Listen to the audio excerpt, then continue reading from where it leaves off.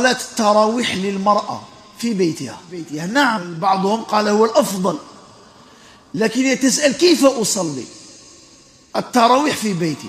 نقول لها عادي كما نصلي في المسجد، ركعتين تصلي اثنين وتسلمي، شحال حبيتي؟ تحبي تصلي 4 وتختميها بالوتر تولي 5، المهم عندك حتى ل 13، لا تزيدين فوق 13، يعني 2 يولوا 12، وبعد تزيدي وحده تاع الوتر 13، ولا 2 تصلي 10، شحال تصلي مثلا 8 وتوتر ب9، ولا تصلي 10 وتوتر ب11 كيما نصلي، المهم 2.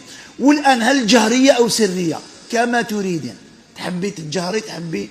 الآن تقول لك هل يجوز أن أقرأ من المصحف أو من الهاتف لأنه لا أحفظ القرآن؟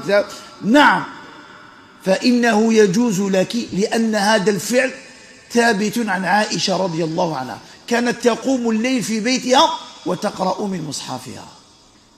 هذا إن شاء الله المرأة هذه التي لا تأتي إلى المسجد، بالك كاين نساء ما يجوش، مريضة عيانة، المسجد بعيد كذا، فلك أن تصلي في بيتك ولا تضيع رمضان، لأنه شهر كما هو شهر الصيام هو كذلك شهر القيام.